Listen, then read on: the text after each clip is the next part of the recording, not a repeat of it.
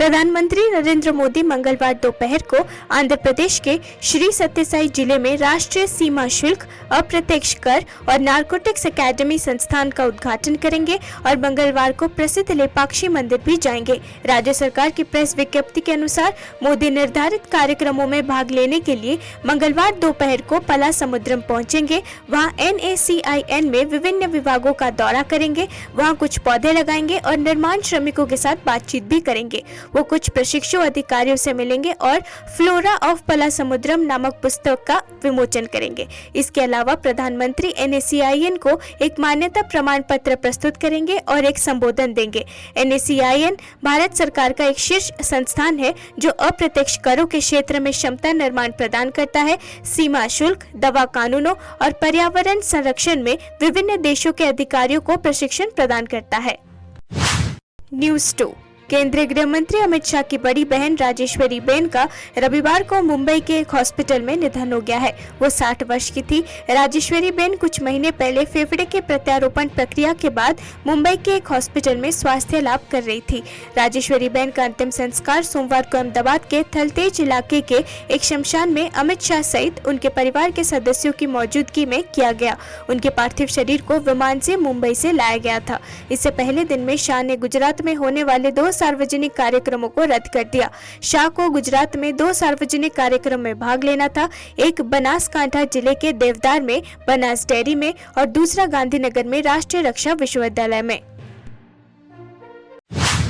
केंद्रीय रक्षा मंत्री राजनाथ सिंह ने सोमवार को कहा कि भारतीय सेना न केवल परंपरा पर ध्यान केंद्रित कर रही है बल्कि नवाचार और विचारों के माध्यम से सकारात्मक बदलाव भी ला रही है। उन्होंने इस बात पर प्रकाश डाला कि सेना को लगातार ड्रोन और कृत्रिम बुद्धिमत्ता द्वारा संचालित आधुनिक हथियारों प्रौद्योगिकियों से लैस किया जा रहा है। वो 76वें सेना दिवस समारोह के हिस्से के रूप में लखनऊ छावनी में आयोजित सैन्य और युद्ध प्रदर्शन शौर्य संध्या के दौरान बोल रहे थे। इस कार्यक्रम में रक्षा मंत्री Rajnath Singh, chief of defence staff general Anil Chauhan, थल सेनाध्यक्ष जनरल मनोज पांडे, नागरिक आमंत्रित लोग और अन्य वरिष्ठ सैन्य कर्मी मौजूद थे। कार्यक्रम में सेना ने लड़ाकू भूमिका में ड्रोन की ताकत का प्रदर्शन किया और दिखाया कि कैसे इसका इस्तेमाल दुश्मन के ठिकानों को नष्ट करने के लिए किया जा सकता है। स्थिर प्रदर्शन में आकाश मिसाइलें, K9 वज्र, एंटी ड्रोन उपकरण, बोफोर्स बंदूकें, तोपखाने, हथियार प्रणाली और भारतीय सेना द्वारा उपयोग किए जाने वाले अन्य उपकरण और टेक्निक शामिल थे। तेलंगाना के मुख्यमंत्री रेवंत रेड्डी ने 22 जनवरी को अयोध्या में राम मंदिर की प्राण प्रतिष्ठा में शामिल नहीं होने के 4 शंकराचार्यों के फैसले पर विवाद पर प्रतिक्रिया व्यक्त की है। एक विशेष साक्षात्कार में रेवंत रेड्डी ने कहा कि वो किसी दिन अयोध्या में राम मंदिर का दौरा करना चाहते हैं। उन्होंने कहा, राम मंदिर सभी हिंदुओं का है, इसका भाजपा से कोई लेना देना नहीं है। अगर वो दावा कर रहे हैं कि उन्हें राम मंदिर से कुछ लाभ मिलेगा तो वो धार्मिक राजनीति कर रहे हैं। रेवंत रेड्डी ने कहा कि वो नहीं चाहते हैं कि तेलंगाना, कर्नाटका, महाराष्ट्र या आंध्र प्रदेश जैसे पड़ोसी राज्यों के साथ प्रतिस्पर्धा करे बल्कि दुनिया के साथ करे। उन्होंने कहा, हम दुनिया भर के निवेशकों को राज्य में आमंत्रित कर रहे हैं। हम दुनिया के साथ प्रतिस्पर्धा करना चाहते हैं, कर्नाटका, महाराष्ट्र या आंध्र प्रदेश से नहीं। भारत जोड़ो न्याय यात्रा के बारे में बोलते हुए जिसे कांग्रेस नेता राहुल गांधी ने मणिपुर से हरी झंडी दिखाई थी, रेवंत रेड्डी ने कहा है कि लोग यात्रा का बेसब्री से इंतजार कर रहे थे और कहा कि ये पहल इस साल के लोकसभा चुनावों में लहर पैदा करेगी। रेवंत रेड्डी ने तेलंगाना में 14 से 17 लोकसभा सीटें जीतने का विश्वास जताया और कहा कि कांग्रेस की चुनावी लड़ाई BRS के साथ होगी, न कि भाजपा के साथ। राज्य में कुल 17 संसदीय सीटें हैं। अयोध्या मंदिर के लिए प्रतिष्ठा अनुष्ठान शुरू होने से एक दिन पहले उत्तर प्रदेश के वरिष्ठ कांग्रेस नेता विवादित स्थल पर मौजूदा रामलला की मूर्ति की पूजा करने के लिए शहर पहुंचे, जबकि राज्य कांग्रेस के नेता वहां थे। मकर संक्रांति के दिन पूर्व घोषित कार्यक्रम के अनुसार एक आश्चर्यजनक रूप से हरियाणा से पार्टी के राज्यसभा सांसद दीपेंद्र हुड्डा शामिल हुए। यूपी कांग्रेस ने पार्टी नेतृत्व की घोषणा के तुरंत बाद सोमवार को अयोध्या में पूजा करने के अपने फैसले की घोषणा की थी कि वो अभिषेक समारोह से दूर रहेंगे क्योंकि ये आरएसएस बीजेपी कार्यक्रम बन गया है। कांग्रेस नेताओं, जिनमें से कई ने जय श्री राम के नारे के साथ सरयू नदी में डुबकी लगाई, हनुमानगढ़ी मंदिर में पूजा की और रामलला की मूर्ति के दर्शन किए, उनमें से एआईसीसी महासचिव और यूपी प्रभारी अविनाश पांडे भी शामिल थे। प्रदेश अध्यक्ष अजय राय, एआईसीसी के यूपी प्रभारी सचिव धीरज गुर्जर और कांग्रेस विधानमंडल दल की नेता आराधना मिश्रा और पार्टी का राष्ट्रीय चेहरा और पीसीसी सदस्य सुप्रिया श्रीनेत भी शामिल थे। जो भगवान आज विराजमान है वो प्राण प्रतिष्ठित है कि नहीं? भगवान रामलला का जो मूर्ति है वो प्राण प्रतिष्ठित मूर्ति है ना, उनका दर्शन करेंगे। जब प्राण प्रतिष्ठित मूर्ति है तो वहाँ दर्शन करके, आज सबसे पवित्र दिन है मकर संक्रांति का, आज हम लोगों ने सरयू जी में स्नान किया और भगवान का दर्शन करने चल रहे हैं। आज से पवित्र दिन कोई हो ही नहीं सकता। शंकराचार्य भी जो चारों शंकराचार्य वो यही कह रहे हैं कि जो मंदिर भी अधूरा है। शंकराचार्य नहीं जा रहे हैं, इसी से आपने खुद उसका जवाब दे दिया। हम लोग तो आज भगवान का दर्शन करने आए और मकर संक्रांति का सबसे पवित्र दिन होता है, आज दर्शन करने आए। मैं कोई राजनीतिक बात नहीं आज करूंगा, आज केवल भक्ति भाव और जय जय सिया राम। सरयू मैया में आज जो हमने स्नान किया है, सूर्य उत्तरायण हो रहा है और आज संक्रांति का बहुत ही पावन अवसर है। और मुझे जैसे कि गाजा में युद्ध 100 दिन के अधिक से हो गया है, विदेश मंत्री एस जयशंकर ने सोमवार को मध्य पूर्व में दृश्यमान मानवीय संकट को संबोधित करने की तात्कालिकता को रेखांकित किया, जबकि बढ़ती कार्रवाइयों से बचने के महत्व पर जोर दिया। ईरान की 2 दिवसीय यात्रा पर आए जयशंकर ने अपने ईरानी समकक्ष एच अमीर अब्दुल्लाहियन के साथ एक संयुक्त संवाददाता सम्मेलन को संबोधित किया। विदेश मंत्री ने आतंकवाद के खिलाफ भारत का अटूट रुख व्यक्त किया और संकट के मानवीय पहलुओं, विशेष रूप से महिलाओं और बच्चों पर प्रभाव को संबोधित करने की अपनी प्रतिबद्धता पर जोर दिया। उन्होंने कहा, आतंकवाद के सभी स्वरूपों और अभिव्यक्तियों के खिलाफ भारत की स्थिति लंबे समय से और समझौता न करने वाली रही है। महिलाओं और बच्चों पर हमारा प्राथमिक ध्यान केंद्रित है। Facilitate movement towards dialogue and diplomacy.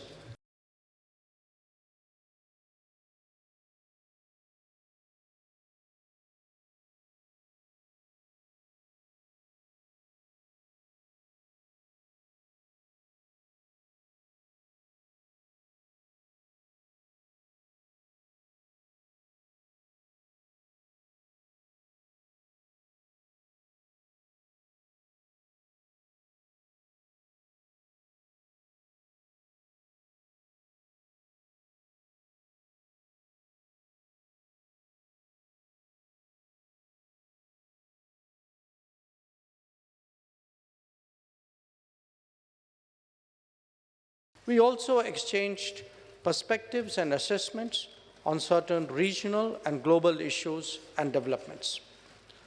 Both of us are concerned about recent events in West Asia, which some call Middle East, and we emphasized the importance of preventing further escalation of violence and hostilities.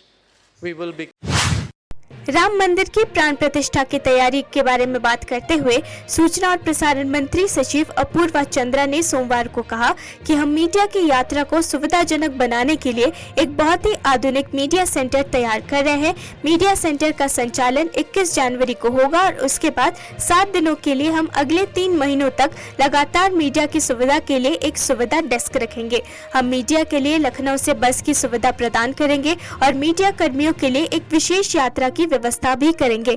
मुख्य कार्यक्रम समाप्त होने के बाद मंदिर में media camera लेकर जा सकते हैं और मंदिर के अंदर कवरेज कर सकते हैं। We are preparing a very modern media center to facilitate the visit of media. There is a tremendous interest from the media, both from the international, national and regional media. We are making a media center which will be operational from the 21st of this month. And the media center will be operational for 7 days, and thereafter we will keep a facilitation desk and to facilitate the media continuously for the next 3 months. We will provide all facilities. We will provide bus facility for transport for the registered media from Lucknow. We are preparing a very modern media center to facilitate the visit of media. There is a tremendous interest from the media, both from the international, national and regional media. So we are making of a media center which will be operational from the 21st of this month, and the media center will be operational for 7 days, and thereafter we'll keep a facilitation desk and to facilitate the media continuously for the next 3 months. The purpose of the media center is that otherwise it is difficult for the media to enter. Ayodhya is a small town, and due to security reasons it may be difficult, so we will provide all facilities. We will provide bus facility for transport for the registered media from Lucknow on 22nd, and also arrange for a special visit to the temple after the main event is over, so that the media can go with camera and cover the inside the temple also. मंगलवार को संक्रांति के दिन गर्भगृह में शिवलिंग पर पड़ने वाली सूर्य की किरणों की दुर्लभ घटना को देखने के लिए शहर के ऐतिहासिक गवि गंगाधरेश्वर मंदिर में सैकड़ों भक्त उमड़ पड़े। हर 14 जनवरी की तरह इस बार भी सूर्य की किरणों की एक किरण दक्षिण मुखी गुफा मंदिर की 2 खिड़कियों से होकर गुजरी और नंदी के सींगों से फिसलती हुई शिवलिंग को छू गई। पूरी गतिविधि 2 मिनट 40 सेकंड तक चली। गवि गंगाधरेश्वर मंदिर में मकर संक्रांति के दिन ये घटना देखी गई। विशेष रूप से मकर संक्रांति एक हिंदू त्योहार है जो सूर्य के अपने आकाशीय पथ पर मकर राशि में संक्रमण का प्रतीक है। यह त्योहार आमतौर पर हर साल 14 या 15 जनवरी को होता है।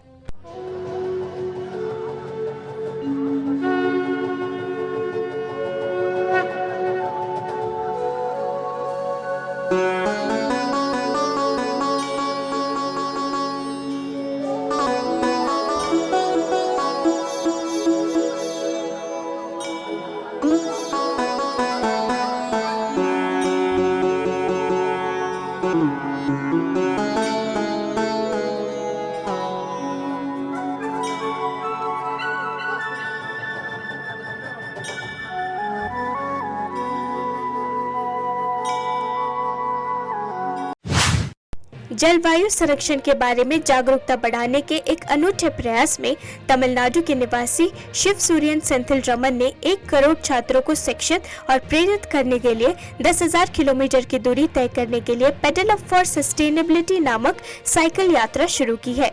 यात्रा श्रीनगर के बख्शी स्टेडियम से शुरू हुई और कन्याकुमारी में समाप्त हुई।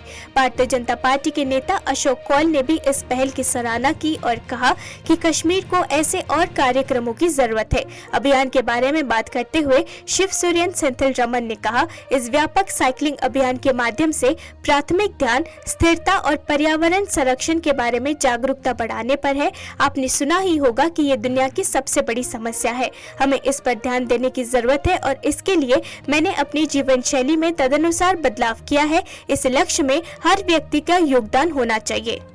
ये दुनिया में आपको वर्ल्ड इकोनॉमिक फोरम सुना होगा। ये दुनिया में सबसे बड़ा प्रॉब्लम है अभी क्लाइमेट क्राइसिस है।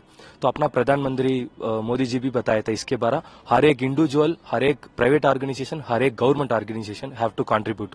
तो ये मैं पहले से था, be the change yourself, want to see in the world. तो फिर पहले मेरे को खुद को चेंज करना पड़ेगा, तभी मैं दूसरे से एक्सपेक्ट कर सकता हूँ। तो ये कार्बन एमिशन को कम करने के लिए मेरा लाइफ स्टाइल मैंने ऐसा बना दिया। मेरा साइकिल टू वर्क, मेरा जो भी काम के लिए मैं साइकिल से जाता हूँ। अगर इनकेस कुछ बड़ा काम है तो मैं पब्लिक व्हीकल यूज करता हूँ। तो तभी नेक्स्ट जनरेशन तो कुछ गलती नहीं किया, ये अपना गलती से दूसरा जनरेशन को भी ये डायरेक्ट अफेक्ट हो रहा है। तो ये टैकल करने में हर एक आदमी को कंट्रीब्यूशन होना चाहिए।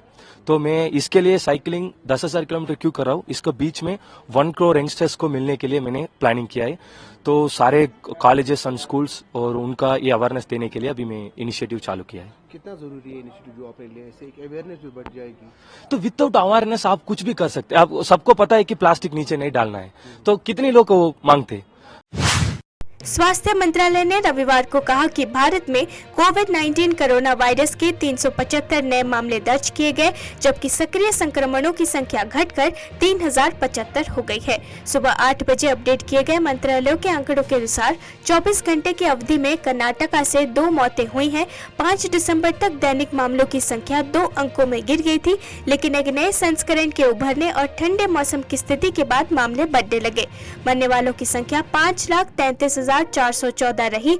मामलों में वृद्धि का कारण ओमिक्रॉन सब वेरिएंट JN.1 और घटते तापमान को माना जाता है। देश की रिकवरी दर 98.81% है और मृत्यु दर 1.18% है।